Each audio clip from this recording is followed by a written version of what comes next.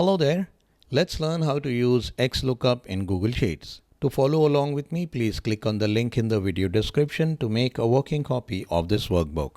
I have 3 sheets on this workbook. See it is where I will demonstrate, do it is for you to practice, and the data sheet contains the data that we will use in this demonstration. Before I continue, I would love to explain why we are using XLOOKUP and not the traditional VLOOKUP. VLOOKUP has certain limitations. For example, if my lookup value is on the left side of the table and my return value is on the right hand side, VLOOKUP will work seamlessly. But if I reverse the case, say my lookup value is on the right side of the table and my lookup return value is on the left side, VLOOKUP may not be able to move toward the left. Let me explain that by an example. Let's say my lookup value is employee ID in this table and my return value is employee email ID. The lookup spot is employee ID. It can move toward the right and get me the email ID. No problem there.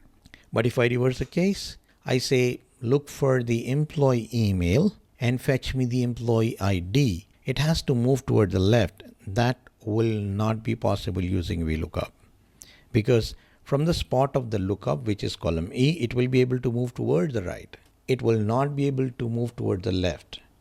In this situation, XLOOKUP comes in very handy because it is highly flexible. It can move left and right and get you the data. Let me show you how. Let's get started in cell B2. I'll go ahead and type in XLOOKUP.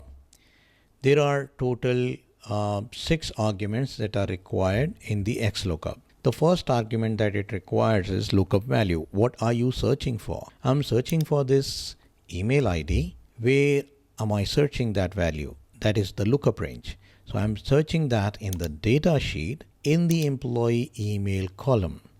Only that specific column, comma.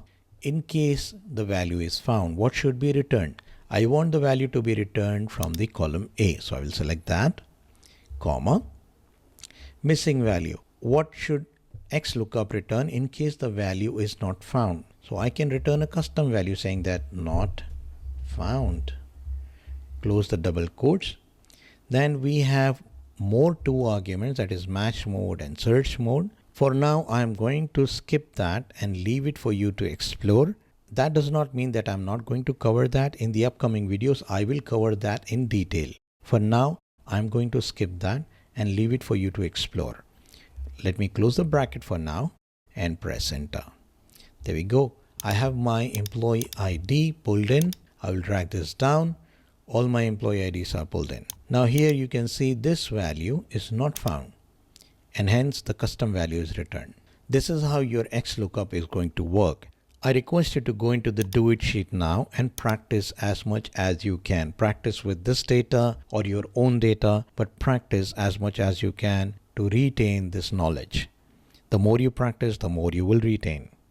In the next episode, we will explore more dimensions of Google Sheets. If you haven't already, please subscribe and click that little bell icon to enable notifications. Thank you. Stay happy, stay lovely.